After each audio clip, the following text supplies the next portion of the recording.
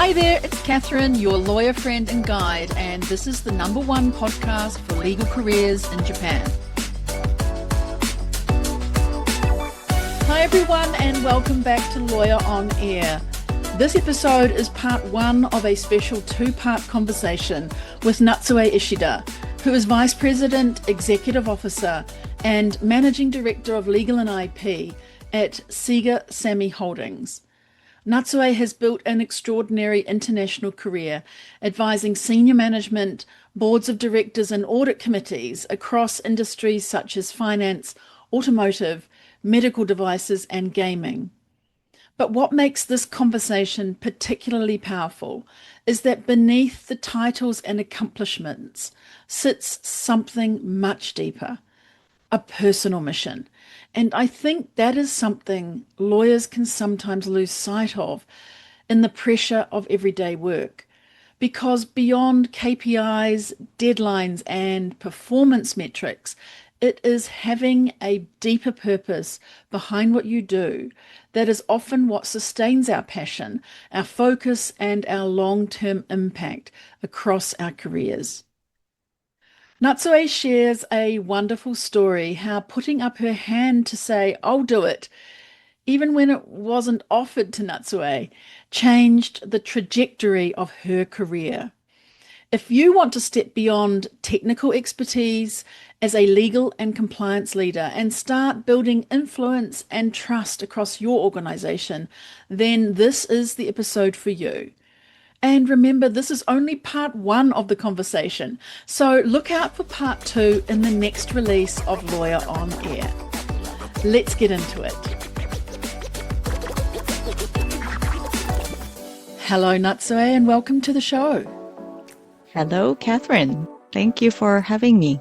It's a pleasure. We start with a warm-up question. Imagine that you and I are meeting up in person. Where are we and what are you ordering from the drinks menu? Okay, so we are at a bar called Ginza Tender. Don't know if you've been there. No. Okay. Sure. Well, it's this beautiful, classic bar in Ginza. It's run by this legendary Japanese bartender, Mr. Kazuo Ueda. And he has all these very original drinks that he has created and has won awards with. And one of them is called City Coral. Mm-hmm. And so I'm ordering this drink. Wow, what's in that drink? Well, it comes out very pretty emerald green. Ooh. And it contains dry gin, melon liqueur, so Midori, and some grapefruit juice, and blue curacao, and then a little bit of tonic water. Wow. Are you free tonight? Yes, I actually am. Wow, amazing. Would you like to join me there? Wow, are you going there tonight? I actually after this. Wow, amazing. Ginza, that would be lovely. And to know that he's won awards, of course they run cocktail awards, don't they, for all the bartenders around town. How amazing. They have this thing called Japan Bartender Association. Right. That's what it's called. That's Japan, right? It has an association for everything. Right, a mascot association, a mug cup association, but obviously a cocktail bar and bartender association is not surprising for Japan. Wow, let's think about that and make a decision after we've had a chat. Well, Natsue, you have built a truly global career across so many countries, including Japan, but also Europe and US. But let's go back a little bit further. Because as you said before we started this podcast is a little bit of a trip down memory lane. And I'm really intrigued to know what first drew you into studying law, becoming a lawyer, and whether you really saw yourself way back then moving into where you are now. Did you have a visual on being advisory to boards and being a senior leader? It's a lot and a big question, but tell us a bit more about your background in that way. Yeah, so actually, I didn't at all see myself going anywhere near where I am now. in college, I majored in sociology with a focus on medical sociology. And I was all set to go and get like a master's in public health or healthcare administration. And then one day I saw this movie where Emma Thompson played a defense attorney who uncovers this critical hidden police evidence, which then ultimately clears the names of these wrongly convicted people. Do you happen to know I this movie? I know the It's called movie. In the Yeah. Name of the Father. In the Yeah. Name of the Father. Yeah. Yeah. And as I was leaving the movie theater, it was like I was hit by a lightning. And Really? just there and then, I just decided that I was going to be a lawyer. Wow. And I really couldn't make a sense out of how that connected in my head, but something happened. And this was at the end of my junior year. And so I spent the summer studying for the LSAT and researching law schools and the process for applying to them. So, I was really late starting, in the game. And when I think back, it's a wonder how I managed to get into any law school. But yeah, so, and then I chose UW because it had this strong reputation for IP law, which I was interested in at the time. And it was also in Washington, D.C., where people from like different parts of the world gathered to join various international organizations like the World Bank and IMF. And I thought this would be really a great place to be. Amazing. Did you watch that movie in Japan or in the USA? It was in the US when I was in college. Ah, And yeah, it was just really at the end of my junior year. And I was watching it with, I think, a couple friends. And I just walked out. And that was it. amazing. And what do you now think that was? Was it something that struck? Because she does a lot based on staying true to herself and integrity and not backing down when people tell her, don't waste your time researching that. What are you doing? It's finished. Don't go there. And she still does. Yeah, I could see that she's a very strong woman with a clear sense of direction and ethics and right and wrong. And a lot of the role she plays, I think, I mean, clearly, actors would be choosing the kind of work they take, right? So I would think that definitely hit me. And I think something that I've always probably had is that sense of integrity, or in Japanese it would be like seigikan. Mm, Uh, mm. yeah, so maybe that was something that brought that strong feeling in me. Probably, yes. And it's interesting you say that you never knew from where you are now that you would ever be anywhere near where you are now. And that you thought, you were late in the game to get starting into the study of law or applying for the universities, etc. But looking back now, did that really matter? Does it matter? And I guess there might be people listening who are trying to imagine what they will do in the future. But actually, I sometimes think it's just the next step you have to think about rather than too far forward because we really never know where this journey is going to take us. Yeah, very good point. At the time, of course, everybody around me were already set to go to the next stage in their lives, going to the med school or even law school. And so I felt I was a little bit behind. But now looking back, it's always possible to sort of switch your path or look at another option. And you can always start, like even now, I can start something new. So, if I set my mind to it, if I decide what I want to do and have a clear direction, I think you could get there. So it was more that because of the timing at the time after college, it was thought that you would either move on to working or going to graduate school. And so I didn't really think about, well, I could also take a little bit more time if I needed, and, do it next cycle or something. Yeah, when everyone's on the sort of same trajectory doing their thing, you can Hmm. naturally feel left behind. But taking time is something that we really hardly stop to do. We think we have to keep the pace that everybody else is. So I love that you're bringing that out, that you can switch paths, you can take some time, you can look at another option. These are Yeah. all really great things to hear. Yeah. At that time, were there any mentors or people around you, maybe the friends who went to the movie with you, but those people who encouraged you to go ahead and take that career path in law and take your time to get there?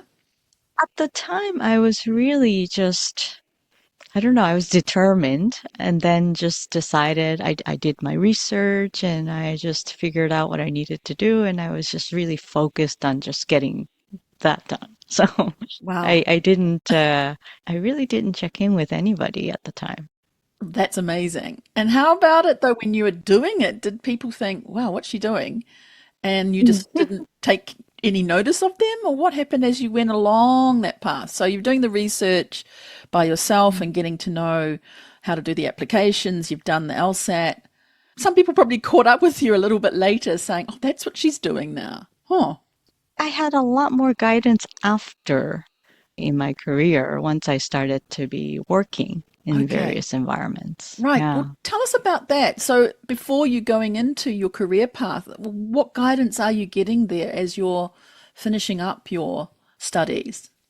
I started my career after law school with an accounting firm slash Yes. consulting firm. Yes. And at the time already, it was considered an alternative career move, right? Mm. So the normal path was to join a law firm. But for me, during my law school years and summer breaks, I had interned at a law firm, an accounting firm, and the IRS, actually. Mm. And, if you can imagine that the foreign national could work at a Mm. government agency like Totally that at the amazing. time. Yeah, I don't amazing. think that's possible now. Pretty hard. Yeah, and Yeah. also just so revolutionary, really, at that time. Yes, I agree. Yeah. Yeah. And there I came to know this world of transfer pricing. So I was really fascinated by how a global company would move assets and business functions around the world in order to reduce tax burdens. I mean, understand it's like tens of billions of dollars, but I just found it really interesting, and this is when I became really interested in global business. So when my boss from the internship at the IRS was leaving the IRS to start this transfer pricing practice at KPMG, he asked if I would join his team. Mm. And I was excited, but at the same time, I had concerns that I would maybe be derailing myself from the quote normal legal career path from the Mm. start. So then I really did consult various people about this. So my classmates and my internship colleagues and my bosses from the internship. And it was very interesting that the feedback I got. So the more experienced lawyers and partners were all saying that I should take the job. Mm. It's not important that I would be working for a law firm per se, but that I should focus on the kind of experience I would get from the job. And, while my classmates and younger lawyers were saying a law firm would be a safer bet. So, so I gave it a lot of thought and I decided that I would take the job at KPMG with my IRS boss because I knew the boss and I liked working with him. And then B, the team he was putting together actually consisted of all former IRS international tax lawyers who were highly experienced and super experts in the field.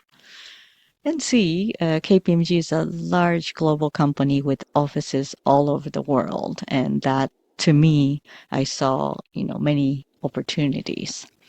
So that's how I kind of made that decision at the time. But I really had, a lot of input from people around me before I made that decision. Amazing. And I mean, it is input, isn't it? It's information.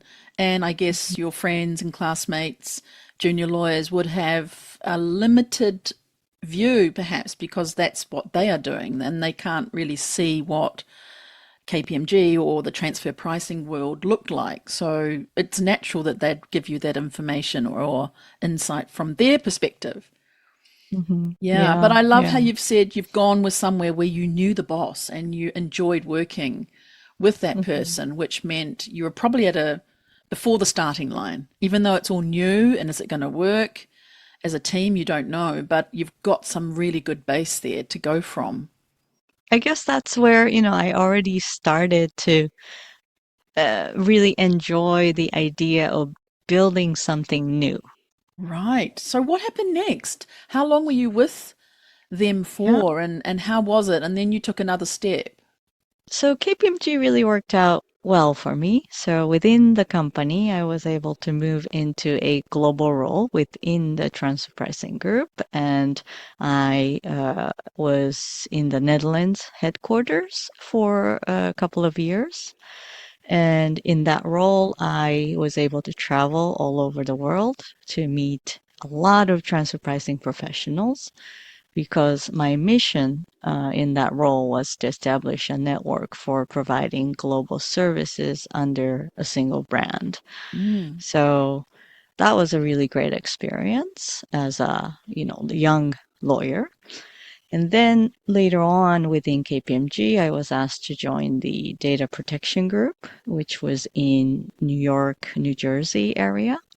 And that was also a very interesting role because it was a cross-functional team of legal people, risk management, IT security professionals, and we were trying to put in place KPMG's global framework for data protection in order to comply with the Directive 9546, which by this I'm almost dating myself because I don't know, it's a law before GDPR came into Right. place, Yeah, right? it's pre, yes.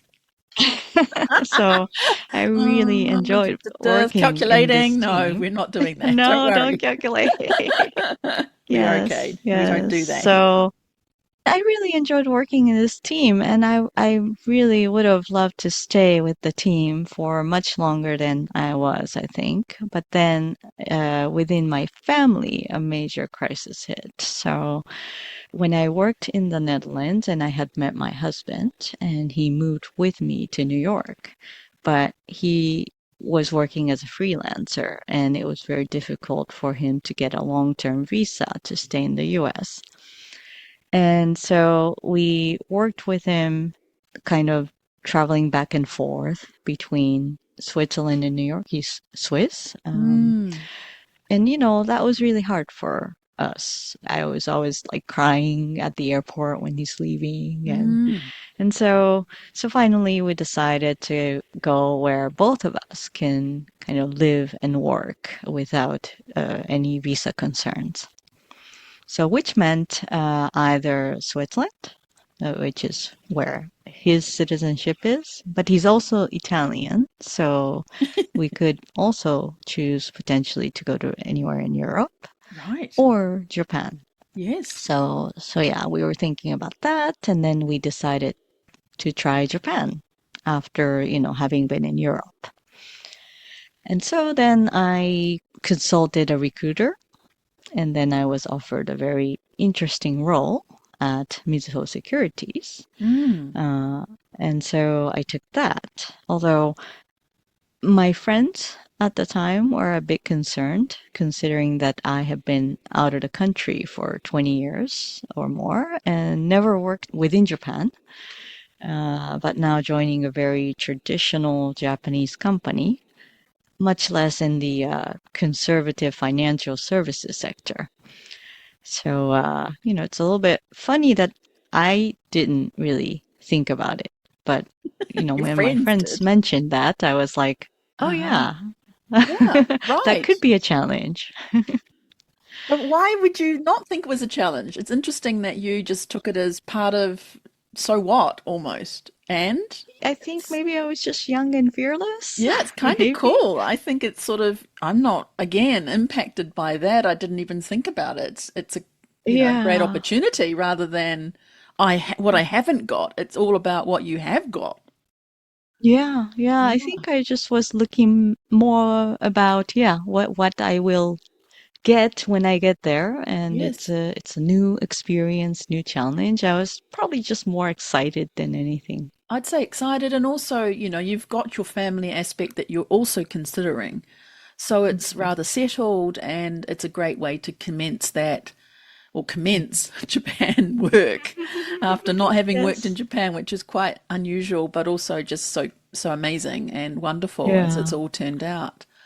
Yeah. Yeah. And the job was very interesting because I was joining this project to build a global management infrastructure for the company.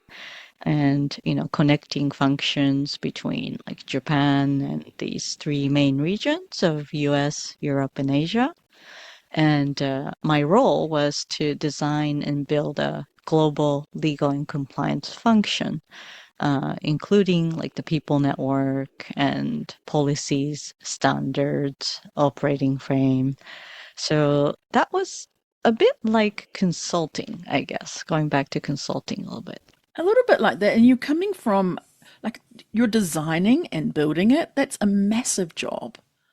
Sort of exciting, but also incredibly scary at the same time. But what an amazing thing to come back to Japan and sink your teeth into. Sounds Yeah. fantastic. Yeah. I always had this a little bit of a personal mission, really, to try and help Japan to shine in the global platform.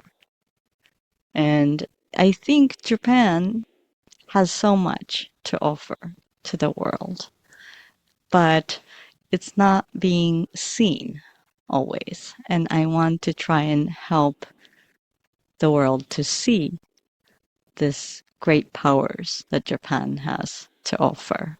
I think that's kind of what I really want to do.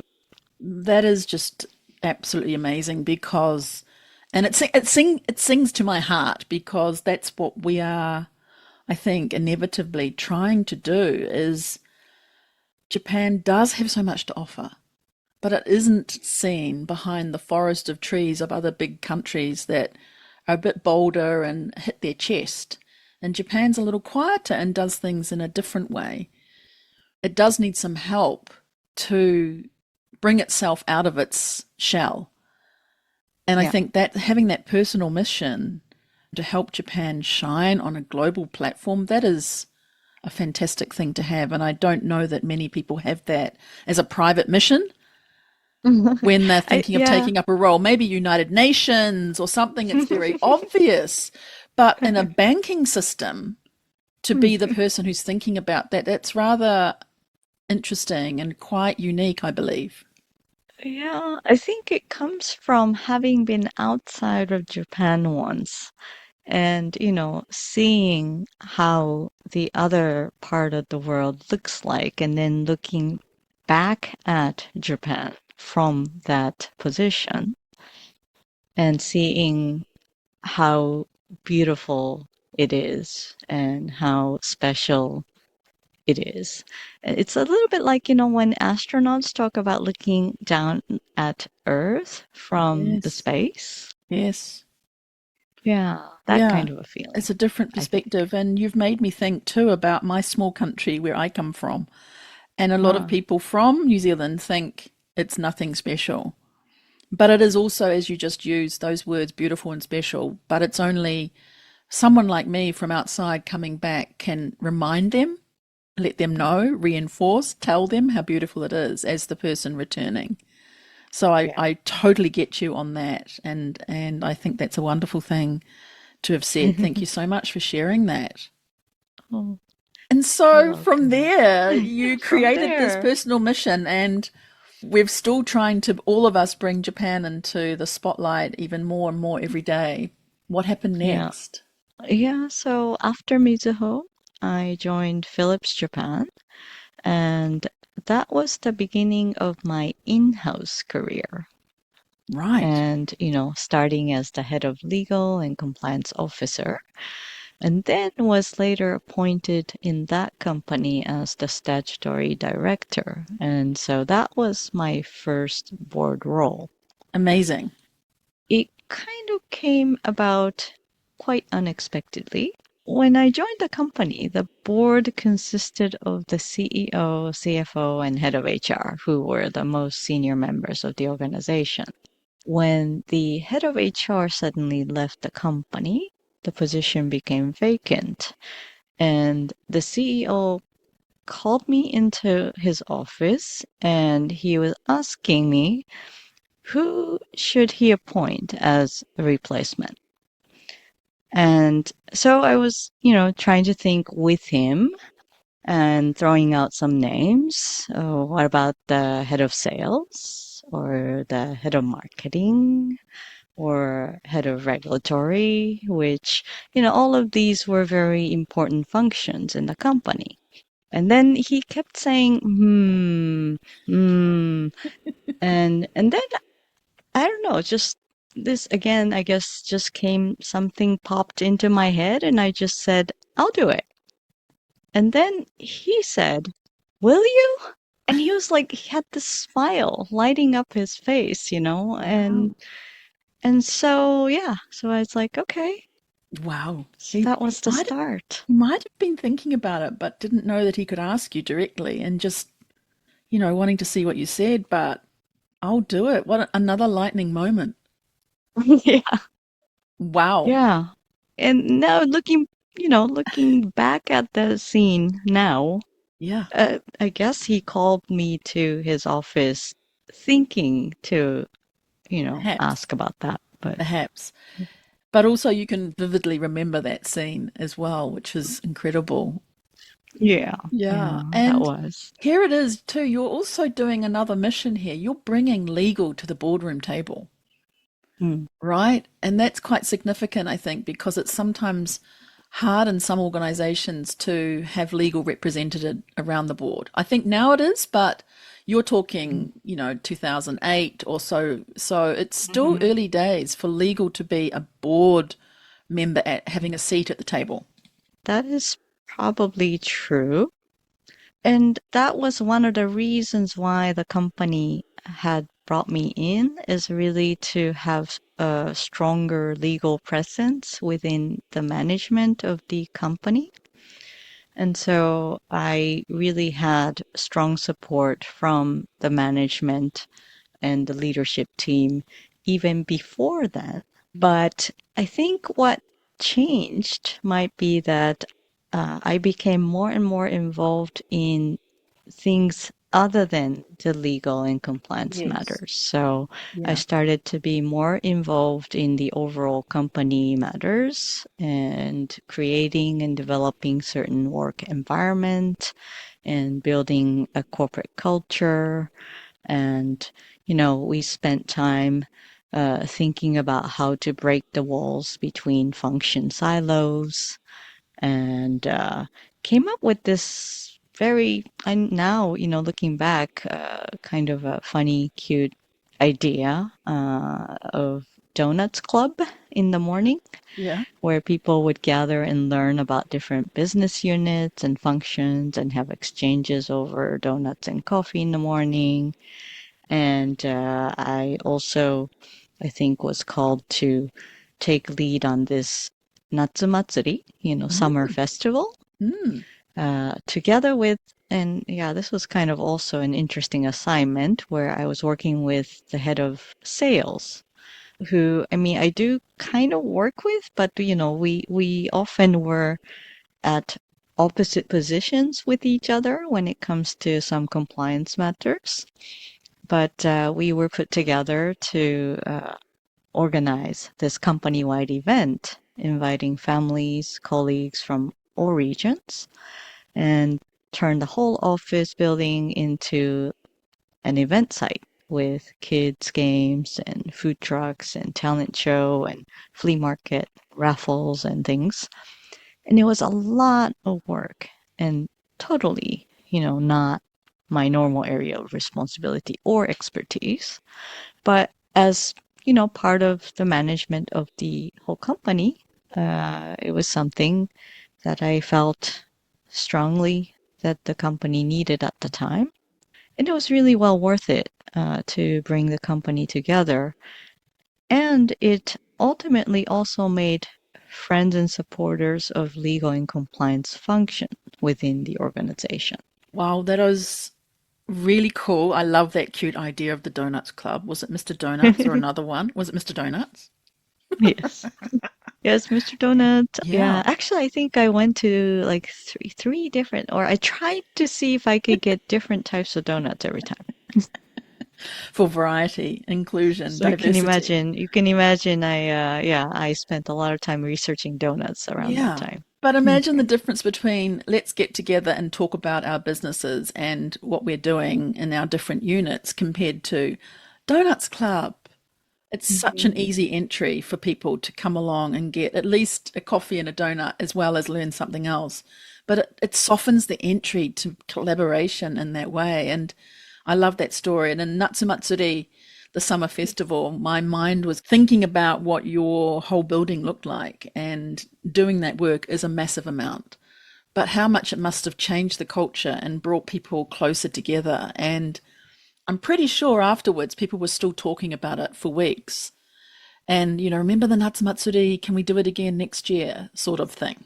Yeah. Yeah. What a change. And also, I think you bring out a great point there with the difference between sales and legal. We often are at standpoints that are very different because of promoting the business outwardly to customers and agreeing to certain conditions under contracts compared to maybe legal not going right there with the same ideas. Yeah. So that Yeah. was another Mhm. mission you had then underneath it Yeah. all is to bring those two teams closer together. Yeah. I think that was really a key point where our relationship changed quite a bit. Amazing. Great story to share. And I know we're going through your career path, but it's bringing out so many special stories and inspirations at each stage. So let's carry on because I think you'd moved to another company after that. Yes. So after that, I moved to Nihon L'Oreal as the general counsel and compliance officer. But actually, I wasn't there very long and then moved on to UD Trucks. Hmm. And it was probably there that I really learned about business management. And we had the chairman of the company who was a former McKinsey management consultant person. So he was a super sharp guy, a great leader and teacher, and being on his leadership team really truly opened my eyes to how a business is run. So I was learning, about the two levers to improve profit or financial performance, like, increasing income and reducing cost and various strategic analysis methods. So for me, that was how I was kind of transforming. I had the opportunity to transform into not just a legal advisor, but more participating in the business and the business leadership. Mm. Because at this time, you are a senior VP, you're an executive officer, you're also general counsel, you're compliance officer, and corporate secretary. So you've got to think about a whole bunch of things all at once.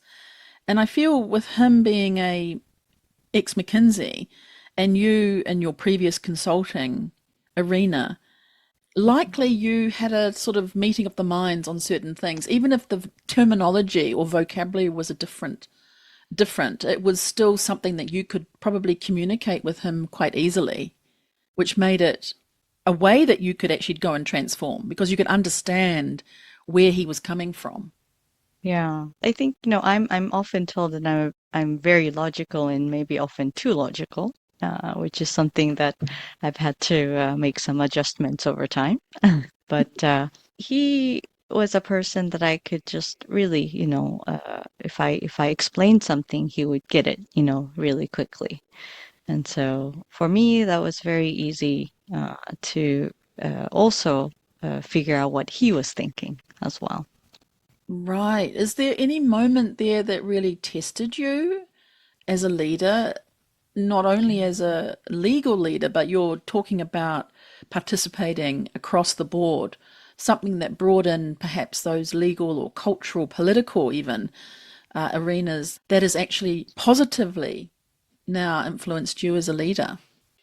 I remember before the COVID hit, and it was shortly after I started at UD, we were tasked with preparing a downturn plan as part of the leadership team assignment to cut something like 30% cost in anticipation of a downturn of demand Mm, in trucks. I guess we were anticipating maybe there would be a freight recession mm. at This is the time. pre-COVID. Yeah, Yeah. this was pre-COVID, but Okay. somehow the demand for the commercial vehicles were expected to go down a bit. And each function, of course, had to, propose a cost cut. And then it would be put together in a pile. And if the goal wasn't reached, then we would discuss and we would try to cut more. But in that discussion, so in that process, we were discussing, okay, what activities we might stop to do, what we must continue, and what we can do more efficiently, and then what would be the impact on the business. And really have hard discussions and come to an agreed plan together. So it wasn't like, oh, every function just cut 30%. It was really like, some functions might be able to do more and some other functions might need to be left as is. And we would just, have that discussion. And it was really tough, but we also came together as the leadership team to get to that point. And then actually the COVID impact hit. Mm, And so we ended up applying this plan plus mm. more initiatives, but we were kind of ready to some extent. So that was, I would think it's a coincidence, but it was in a sense fortunate that we were prepared. In a sense, Um, yes. Yeah, yeah. because you don't know that you're preparing for that situation. No one knew that COVID was coming. It's ironic or a silver lining, but we don't want to say it's something positive. But in fact, it was. It's like many people who were already working remotely when it came Mhm. to being online a lot during COVID, they were already prepared. And many Right. people were not. So there's some advantage there from having done the tough work, Yeah. doing a Yeah. downturn plan for sure. Yeah. And, for COVID, of course, we had to take even tougher decisions. I'm sure, management teams all over the world were faced with the same types of questions, whether to terminate certain contracts, whether to implement salary reductions, whether to suspend production and ask employees to take temporary leave, what support is available from the government. And in that moment, the most important thing was to ensure health and safety of the employees and to secure business continuity. And Yes. so we discussed, what message do we want to communicate as the leadership team to our employees, customers, suppliers? How will the employees and their families feel? How will it impact the relationship with our business partners? And so all these things made me realize running a business comes with a huge responsibility towards the employees, customers, supplier, the society as a whole. And it made me kind of reflect on this movie I saw during law school. It was part of the corporate law class called Roger and Me. Do you know this movie? Ah, think I've heard of the name. Tell me more. Yeah, Yeah. it's a documentary film portraying the regional economic impact Mm, of the General Motors closing several auto plants in Flint, Michigan. right. And then it was reducing, I think it was like 30,000 employees in that area. And you see how that area was so heavily impacted by closure of this big employer. And I remember in the class, the question was, in whose best interests should company management act? And at the time when I was, a law school student, I really wasn't sure. If you go by the book, you would say shareholders, of course, or something. but and then yes, that.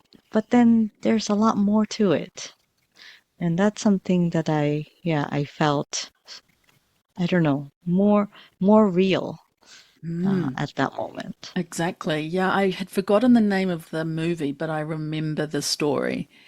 And that kind of question, that's where your kind of logical brain can come in and say exactly what you just said.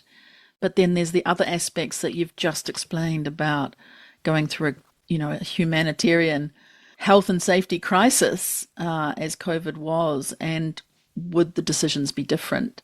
And the influences are just different then. It's a difficult question. I think there's no one answer, and every situation is different, and each company's different. But it's a very interesting one to ponder. Yeah, and there's probably no Mm, single right answer. yes. And it would be the best if you can achieve everything, right? And be helpful towards everybody. But then there are moments when you have to choose. Yeah, So, absolutely. Well, that brings us to where you are now, I believe. And you've got a lot of responsibility. But I think from what you've been telling us, you've been advising boards and audit committees across Japan and other jurisdictions for such a long time now. So, are you at the point where you can talk about what makes it effective when you're doing these discussions, when you're advising in this way? Are there some skills or actions or perhaps attributes even that are important that you've built up over the days that you maybe didn't think about, but if you think about them now, they're really important to be a really great advisor to boards and committees? so I have served as the general counsel for both, at operating companies and at global headquarters within Yes. multinational corporations. And I think there's some values and qualities commonly shared among the general counsels and fellow legal counsels, which actually I think can transform into qualities required for boards and audit committees. And they are independence Mm. and integrity. Mm. So, for general counsel, I think it's important to keep in mind that its ultimate client is the company itself, which sometimes requires you to sort of course, look after the interest of the company that is different or could be different from the management or the individual employees. So often in global companies, I think that is one of the reasons why reporting line of a general counsel may extend not only to the CEO, but also to the board of directors to secure that ability of the GC to maintain independence when needed. So this is a little bit tying into what was mentioned before as well. I think generally when you're working closely with your business and advising the business initiatives, you may not really think about it so much.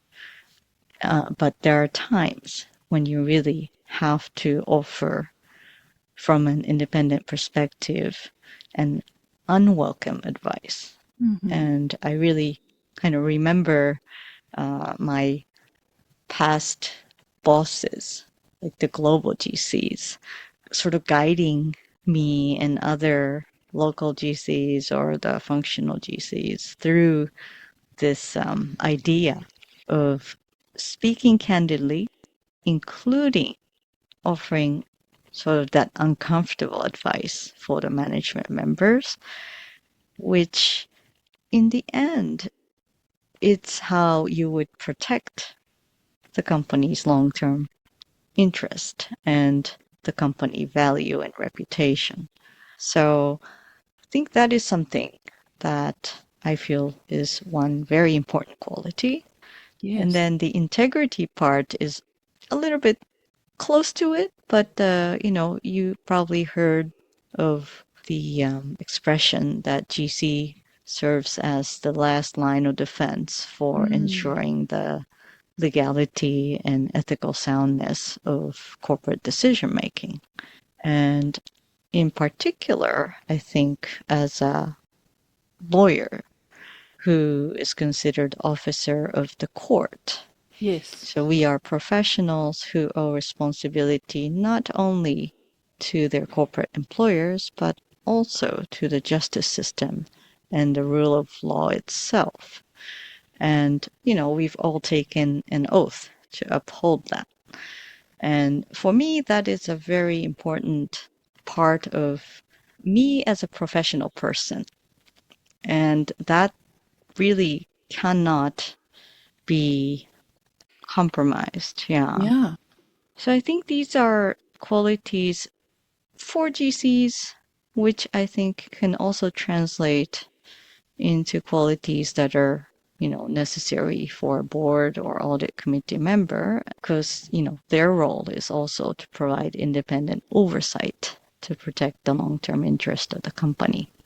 Indeed. And I think as legal, although we are also advising on risk and compliance and other matters, that ethical lens is something I think very specific to us as lawyers on boards, where we are an officer of the court. And I think day to day we may not think about that at the front of our mind, but in a board situation or where an issue is arising or a matter being discussed that does bring in these aspects, we always remember that oath that we've taken to be responsible to the rule of law and the justice system.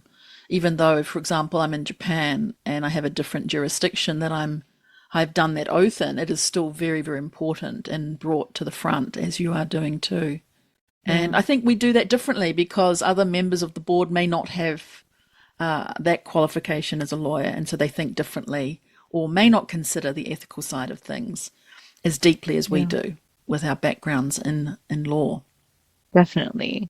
I see that, recently there's a lot of discussions around the chief legal officer. Right, tell me some more about that.